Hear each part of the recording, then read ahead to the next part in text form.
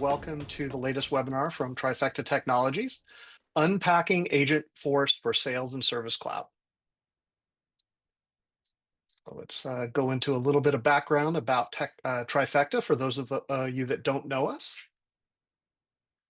So Trifecta Technologies, we're a firm that's been around for 30 plus years. So started out as a custom shop before becoming a focused Salesforce implementation partner in 2012. So almost 13 years of dedicated Salesforce platform expertise. And one of the really great things about Trifecta that sets us apart, we have an incredible technical talent on staff here at Trifecta, headed by my esteemed colleague Peter. Peter's a Salesforce MVP Hall of Famer, for those of you that know about MVPs. So we're very lucky to have him on board. And with the Salesforce focus, we have all those technical capabilities that are needed to support the deployment of any Salesforce clouds that you have, as well as integrations into Salesforce, as we all know is a very important part of implementing Salesforce. A lot of experience here at Trifecta, long tenured staff, about 30% of the folks here have been here at 10 plus years, and that really is unprecedented in the industry. It speaks to the culture and talent we have here at Trifecta. So with that, we'll go to the next slide, give you an overview of the agenda. So today we're going to cover a number of areas around Agentforce. First, we're going to focus on providing an overview of some of the fundamentals of Agentforce, really introduce some of the aspects of why it's important to your business and why it really is the future of Salesforce.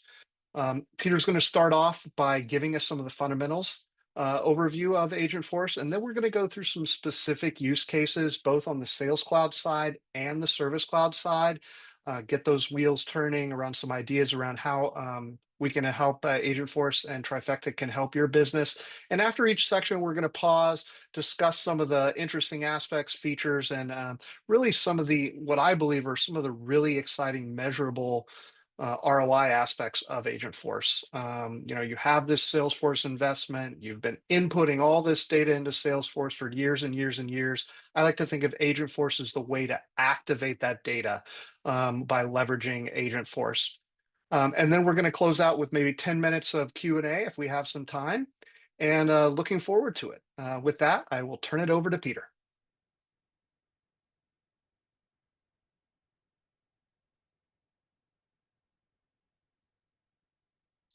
I believe you're on mute, Peter.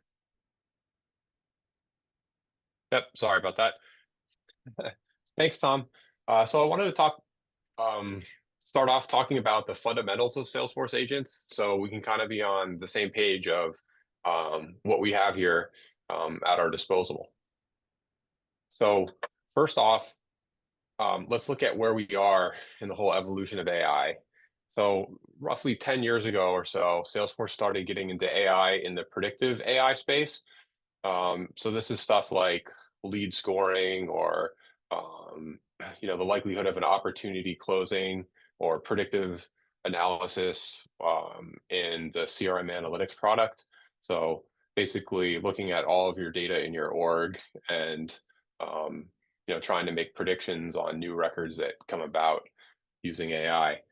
Then we moved into wave 2, which is co-pilots. And this is kind of similar to agents. You're interacting with them. It's kind of almost like a Microsoft Clippy, where you're asking kind of questions and getting textual responses right back. It's not going out and figuring out or reasoning too much. It's not performing actions on your behalf or anything like that. And what we're in now is that third wave of AI, which is agents, and they were doing different tasks, jobs, to performing actions on your behalf or on your customer's behalf as well. And then we get into the future, which who knows when that'll come, robotics or the often talked about artificial general intelligence, but we're not going to discuss those in this session. So what I want you to know about Agentforce is it's built on top of Salesforce. So you're looking at, it uses the same metadata, data storage, integrates with, Data Cloud to get data if it needs it, integrates into all of your existing apps, sales, service, marketing, commerce, various industry clouds. So it's not often on its own thing. It's built on top of Salesforce. So looking more generally at what is Agentforce, if we had to define it, you have a set of tools, and then you have a suite of these agents.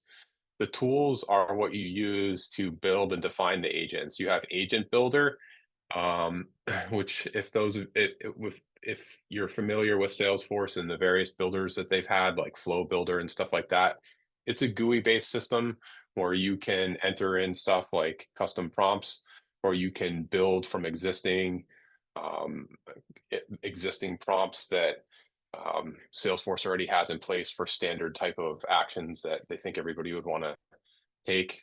We have topics and actions, also backed by prompts, flows, and Apex. So those are kind of the jobs and the tasks that can get done, and they can all be hooked in with flows and Apex, highly customizable. Then we have the Agentforce reasoning engine. So that is the basis of everything. It's the brain that's figuring everything out based on what you have set up and taking those actions. And then lastly, we have RAG, which is retrieval augmented generation.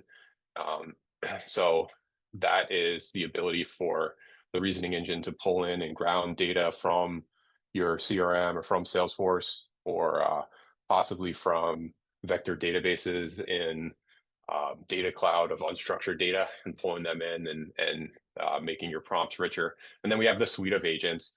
This column is divided into two different, to look at it. One is autonomous and the other is assistive. It's autonomous in the sense that they don't require your employees, so your internal Salesforce users, to use them. You could have your service agent, say, working on your website, interacting with your customers, and you don't have any people that need to be involved. And then assistive, um, they're really both kind of assistive, and depending on the situation that you have them deployed. But we're looking at more of the internal, so somebody that might be helping your CSRs to perform some function, or helping your sales reps to perform some function. Um, and then we do have some stuff coming in commerce, Agentforce, personal buyers and shoppers. So some cool stuff. Um, and what I want to look at here is what the fundamental building blocks of agents are when you're in Salesforce. So we have topics, instructions, actions, and channels. Topics can be thought of as a job that has to be done. So for example, order management. And I'm not saying that you need to have the order management Salesforce product, although if you do, that's great. You could call it order servicing if you wanted to. You might have another one called like CRM work or something like that, that your internal users are using. And with those topics, it's key to give them specific instructions. Now, the standard ones that you get out of the box will come with instructions that you can tailor to your own business needs too, so you're not starting from scratch. But it's key to give them good instructions, because this is what the reasoning engine uses when it's trying to figure out which jobs need to be done and which actions need to be taken based on whatever is input, whatever utterance or whatever text is input into it. Um, and then we have the actions, and those are just the different tasks that can actually be done. Looking up an order status, generating a return label. Maybe you have something, actually creating a case, performing a return, or something like that. And again, instructions are key here to give it, the reasoning engine, good information. So as these are being developed, it's really around the instructions on these that you'll be fine tuning a little bit more. Finally, you have the channel, and that's where it's deployed.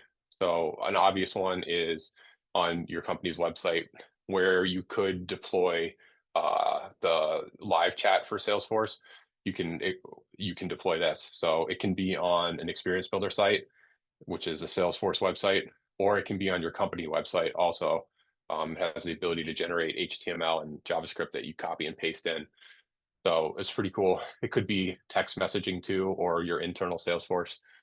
There's lots of different places that it can be deployed. And then underlying it all is that the Atlas reasoning engine. So that's what the Agentforce's reasoning engine is. It's Salesforce's proprietary Atlas reasoning engine, that does all the planning and figures out everything. So let's look at how it actually works, how an agent actually works. we have the conversation, the plan, the execution, and then the outcome. So the conversation, somebody comes in, what's the status of my order? So that's text that goes in. And then there's planning. It has to figure out if there's multiple topics, there might only be one topic, but if there's multiple topics, it has to figure out which topic it's going to use based on instructions and other context available. Says order management, okay, now which action am I executing? Figures out that's the lookup order and looks up the order information and generates a response back. And then that response would go all the way back through and be displayed to the end user that was looking for it. So the other thing that's kind of cool about this is you have the ability to plug it in different places, like the previous slide stated, Apex or Flow, for example. So although we do have the user interface on this side of somebody asking a question, you do have the ability to invoke some of this stuff through flows. So you could do some automation that doesn't require the end user interacting, which is kind of cool. I want to talk about how the Einstein trust layer works. That was the bottom foundation of the previous slide. And this is really important because with AI, especially this generative AI that you've seen most prominently with ChatGPT, that's just emerged over maybe the past 2 years. There's a lot of concern around, well, what happens to my data? One is is some agent or some chatbot going to leak out some of my data, that I don't want it to? And then two, what's happening? There's this large language model like the OpenAI or something that is being used behind the scenes. Is my data going to it? And, is it storing it? Is it training it? Companies have policies in place where they won't allow people to use ChatGPT. They won't allow them to copy and paste stuff, from CRM or from wherever into it because, it's that ChatGPT or OpenAI keeps that data, for training or for whatever. And the data, in its raw form, the companies don't want that in there. So it's important to look at how this Einstein trust layer works. Uh, First, it gets the data from Salesforce that it needs to inject into the prompt. That's that grounding piece. So it might pull in case data. Then it does masking. So the trust layer has the ability to allow you to specify what fields you want masked in your to send over. So it won't send over PII to the large language model that it's using. For example, OpenAI's large language model. The zero data retention policy is in place as well. So none of your data is actually stored in the LLM for future training or for whatever. So it's never even stored there. Then you get the response back and the data is demasked. And there's something called toxicity detection. So we've probably all seen stuff on the internet where some LLM like ChatGPT or something is tricked into doing or saying something that's kind of nasty or whatever, or just by accident it does something like that. This toxicity detection allows you to put stuff in place to kind of make sure that you're preventing that. And then lastly, there's the audit trail and feedback, which will allow you to record all the different interactions and be able to go back and look. So if something were to happen, or even if you just want to check and verify that stuff is going correctly, you have the ability to look at that through the audit trail and reports. So the last thing I want to cover before we get into use cases, and I did cover some of this, is just that whole security aspect. You get the permissions and record access that you get in normal Salesforce, so that same tried and true security model is in place. You also have something that I didn't mention before, which is public and private actions. So where you're specifying the actions that are available for a job or for a topic, you can specify that some of them are private and they require more of a authentication process or something like that to that effect before they can be executed. Of course, you can also make your agents only available to people who are logged into your website and stuff like that if you want. And then the trust layer we already talked about, but it's worth noting that your sensitive data never has to leave Salesforce. So with that, I wanted to get into some Sales Cloud use cases. And I put Sales Cloud use cases here first, just because all of the use cases usually that are talked about are have to do with service. And I thought it was kind of interesting to talk about Sales Cloud use cases as well and how it can help out sales reps. Um, so what I'm looking at here is mostly for the internal agents that would be used, the Copilot agent, coming up to speed on an account, generating sales emails, and generating a sales POV. But there's lots of other things you can do, generating a sales pitch, creating a close plan, for example, activity summary. And like I said before, anything specific to your business can be built because you have flows and Apex, and you can build custom prompts and you can plug it in along the way in different areas of automation. So very flexible.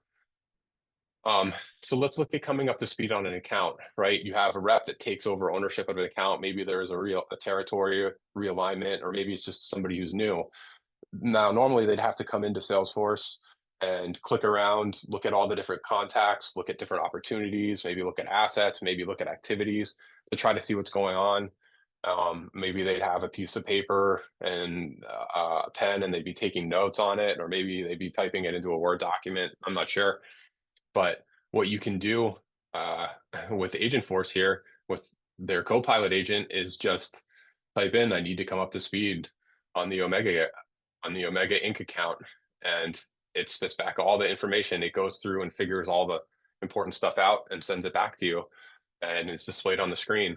And what's cool about that is if you have some customizations that need to be slightly different than whatever is the standard, looking at different related records and stuff like that.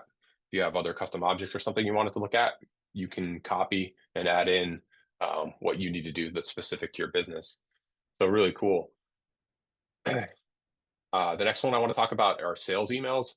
So yeah, generating emails can be kind of problematic from a time standpoint. You can sit over the email and think, does this look right? And ponder over it.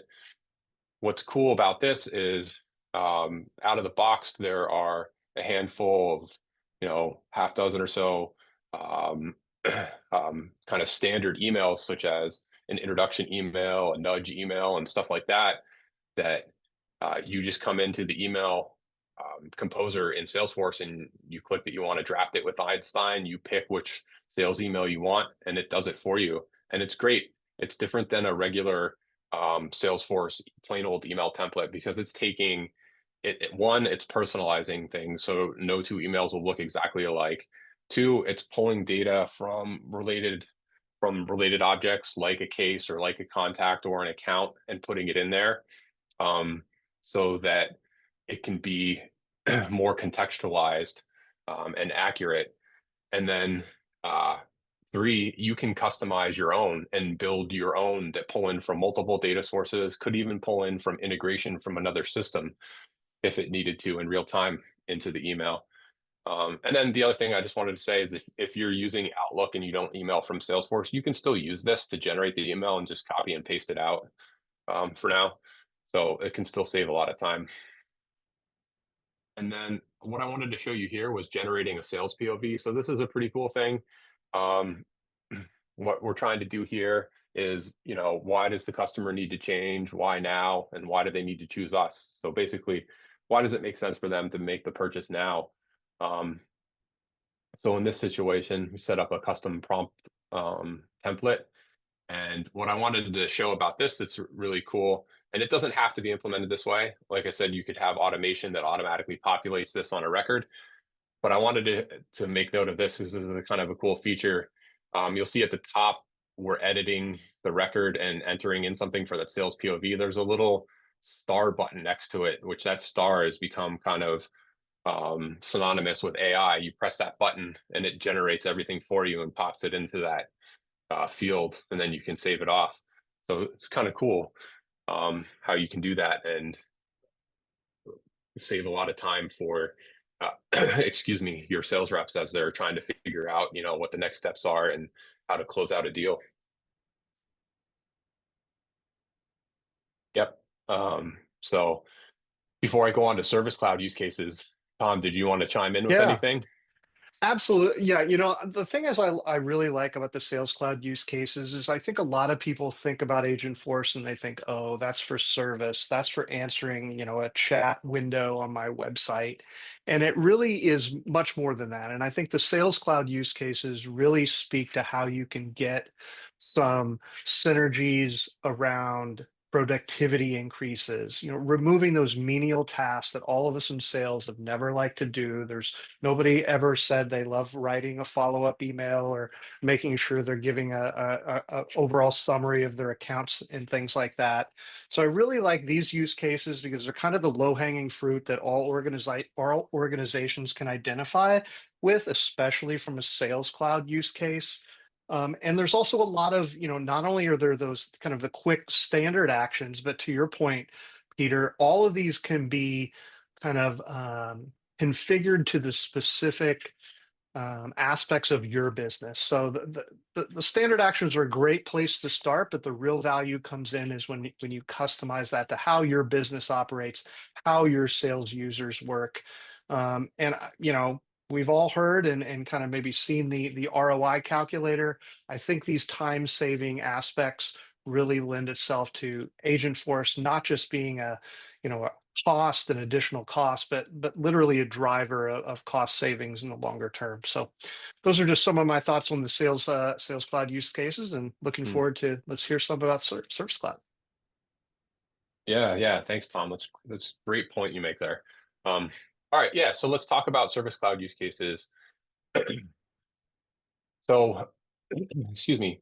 Um, with our Service Cloud use cases, we have situations where some of them will be um, different actions and different use cases that would apply to your internal CSRs, your customer service reps internally, and some would apply to deployments that you would make, for example, on your website for a customer to interact with without having to deal with your CSR at all. So I want to look at two. One is answering questions with knowledge, and another one is service replies for email and chat. But there are a lot more that you can do. Um, one of the ones that's kind of cool is exploring conversations, calls, or video transcripts that you have. If you have those in Salesforce, you can actually query them. Like your user can go in and ask questions about the conversation, and it will reply back. So it's kind of cool. In addition to doing summaries, you can kind of query it, and then there's the kind of order management aspects, inquiring, canceling, returning, stuff like that. And as Tom said, and as I said before, you can customize to whatever you need. So let's look at the answers questions with knowledge.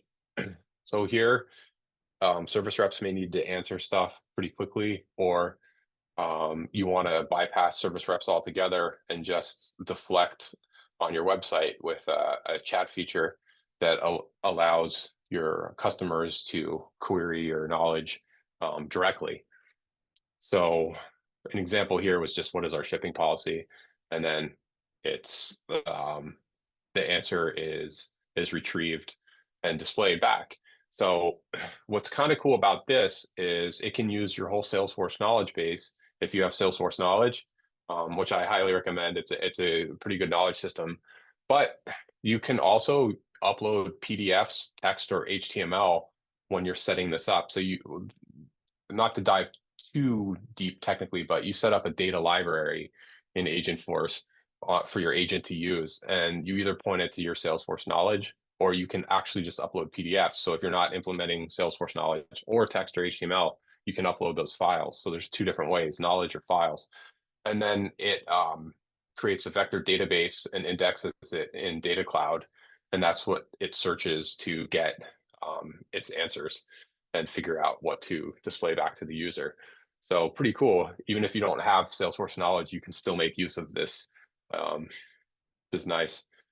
Next, I wanted to talk about service replies. So service replies can help um, your CSRs respond more quickly to inquiries, whether it's through the chat feature or through email. And what's nice about this is you can use Salesforce knowledge articles. You can ground you can set up what the grounding is for your replies. And by grounding, I mean, where does it where does the data get dynamically pulled in, um, for the reasoning engine to send off to the large language model. And you can set up case data.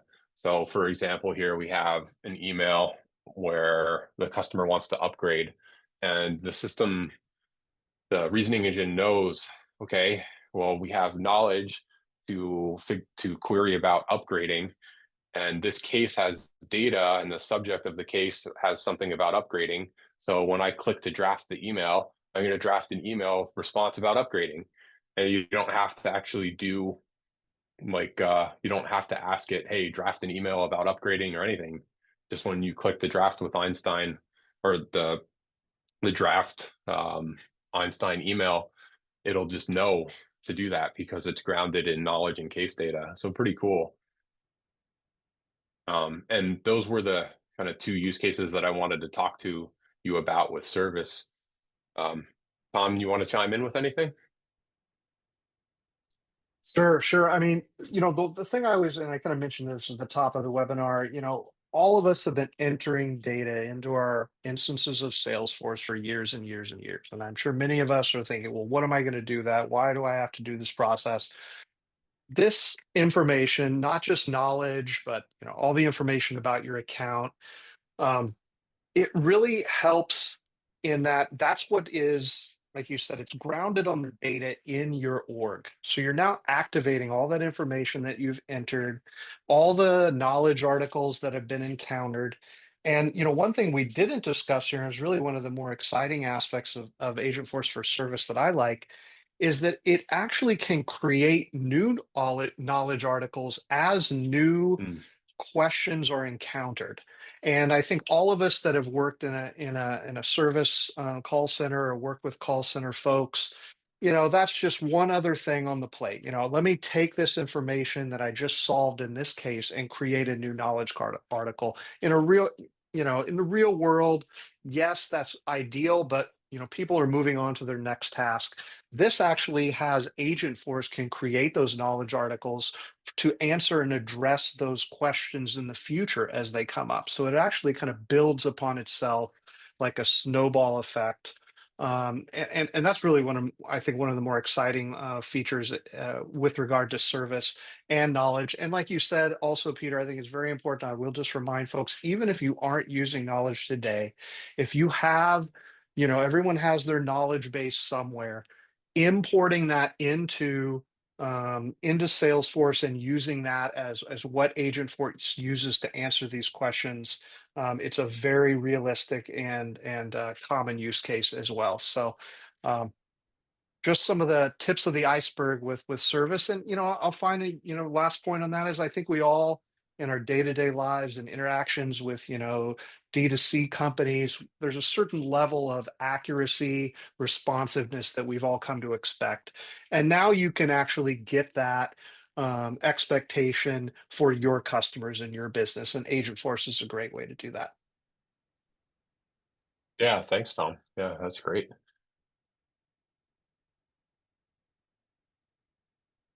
Yep. So I think that now we want to talk about how you can get started with Agentforce at this point in time, and why it makes sense to do it now. So with that, I'll pass over to Tom to talk a little bit more about that. Excellent. Yes. So, you know, Salesforce has really announced something that's going to make it easy for everyone to get started with Agentforce. So there's something called foundations, and in a lot of the customers we speak with and have spoken with recently, it's not something everyone is aware of. What Foundations allows you to do is just that. You can kind of get a free upgrade of your existing enterprise edition or higher instance of Salesforce. And what that includes is a number of, I would say, kind of starting points. So it gives you access to a certain number of conversations, a certain number of interactions, and you can actually do your own proof of concept of Agentforce on your org. And we're really excited about this. This is kind of the process described here on how you can activate that in your org today. It is a free upgrade. Now it is, rather limited as you'll look at some of the statistics and the details around what it provides, but it definitely gives you a way to kick the tires on this functionality with your data. Because we've all seen demos and the demo looks great, but until you've taken a look at it inside of your organization, it's hard to get a feeling for the value that it provides. So that's the first thing as I'll mention is, take a look at Foundations. You can turn it on in your organization today. And then on the next slide, Trifecta is here to help with that. So one of the other aspects of we all know sitting in front of AI, and it has always been this way, is your data cleanliness. So one of the things we want to do is provide customers and prospects and a readiness assessment. So what we're going to do is we're going to take a look at your org. We're going to talk about some of the use cases that would be meaningful and impactful to your business. Help determine if the way the data is in your org today is lending itself to that use case. And we will work with you with a architect can go into your org, give an assessment with our certified AI specialists, and then we can get you started on one of these use cases. Now, I'm not talking about use cases you may necessarily want to, immediately put on your website, but ones that maybe there's a test group of sales users in your organization that always like to try the new things. You can turn it on for those folks and they can get a real example of how it helps them do the business. Same thing for Service Cloud folks as well. I do want to mention I'm going to be at Agentforce World Tour in Chicago on Thursday. I'm sure some of the folks on the phone will be there as well. If you're interested, please email me. I'd love to discuss some of the ways that Trifecta can help you get started with Agentforce. And again, I think I go back to it. I'll say it for a third time. All that data that you've been putting in your org, now it's time to activate it, and the way to activate it is with Agentforce. So All Tom, right, it looks thanks, like we Tom. do have one question. If you wanted to answer that now or wait to the end, your choice. We can answer it. Okay. It says setting up agents and prompts feels very complicated and labor intensive. Is this something that could realistically be done by the company's internal admins who are already busy doing their day jobs? Or would it require a consulting company to handle it? And I'll go ahead and kind Yep. of take that. I mean, and please add color, Peter. I think working with an organization like Trifecta to kind of give you an idea of where to start and how you can start quickly is a great approach. I will say it is kind of, set it up and it's going to work pretty good on its own moving forward. So a lot of the things in Salesforce historically that you set up and configure, require some maintenance, or as was mentioned, it's, kind of labor intensive. It just becomes part of an admin's additional workload that they have going on today. I think working with a firm like Trifecta is good to get a head start. But it absolutely is something that once deployed can really be experimented with, and anyone that's a Salesforce admin and has been kind of aware of what's going on at Salesforce for the past year and a half knows that Agentforce is really part of what Salesforce is doing now. So it's kind of getting on their plate, if you will, whether they like it or not. It really is where the platform is going, and it's where you unlock the value. So little long-winded there. You don't necessarily need a firm or an SI to deploy these things, but I will say it's extremely valuable to have a company like Trifecta that can help you get a head start and hit on those aspects that really return the value on a feature like Agentforce, as opposed to just something that becomes another kind of gee whiz functionality that the people in your organization don't use. So that's really where we come into play, is to help you get that impact from a deployment. Yep. Yeah, and I'll just add in too, like we look at it holistically as well. It's not just that we're trying to get a task done to get this done for you. It's like Tom was mentioning before, it's more like, we're looking at the use case and looking at roadmap, but then also once you have it deployed, how do you know it's working? Setting up various reports and stuff like that so that we can monitor it, or you can monitor it and incorporate any feedback. We talked about auditing and stuff like that, so that you can make changes if you need to make changes, or maybe you'll discover something that you hadn't thought about. So it's not just, from our perspective, it's not just giving an admin a task to do and then having them complete it. It's more like figuring out strategically, what makes sense for your instructions, what makes sense for your use case to implement, in the context of the other use cases that you may be implementing in the future, or your roadmap, what's valuable for you now. And then, lastly, continuing to monitor what's going on, and setting you up for success in that aspect. Yeah, it's every organization is unique, and you want to talk to your users, and that's part of one of the things that we do with the readiness assessment here is we look at what are the areas of improvement from an efficiency standpoint that Agentforce can help with, and is the data in your org there to help with that? That's kind of more than half the battle right there. And that's where we can come into play. So here we have a QR code for those that would be interested in the readiness assessment. Go ahead and scan the QR code. It can take you to a form, and we will reach out. We're really excited about this opportunity to speak with customers about deploying Agentforce. Any other questions? Yeah, thank you, Tom.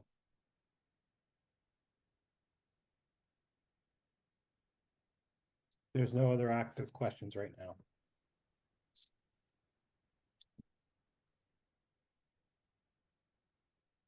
Okay, I'll ask one. Sure. So we have, there is, if anybody's been following, Salesforce has announced Agentforce 2.0, believe it or not. So that was something that just recently came out, and that's pretty cool too. I encourage you to check out the webinar from Salesforce on that, which should be posted if you look at agentforce.com.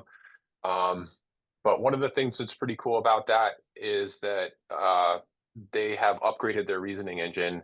They're calling it Atlas Reasoning Engine version 2.0. This is their proprietary stuff. But what's cool about it, what I wanted to share with you, is that they aren't just sitting back and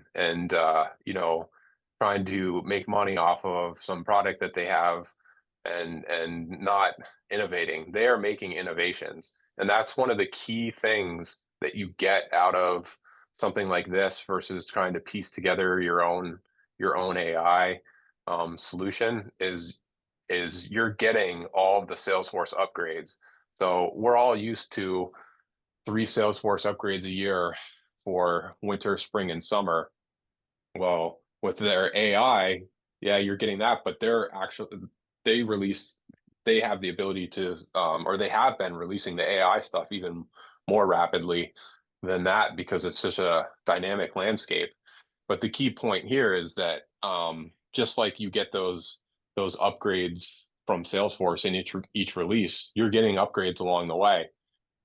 So the same upgrades that are available to the Fortune 50 companies are available to everybody as they're being made in real time. So you don't have to worry about, are you on the latest cutting edge or even the latest proven of AI? Salesforce is going to take care of that and bring that into their product for you to have available for you to use. So just one kind of cool thing to think about.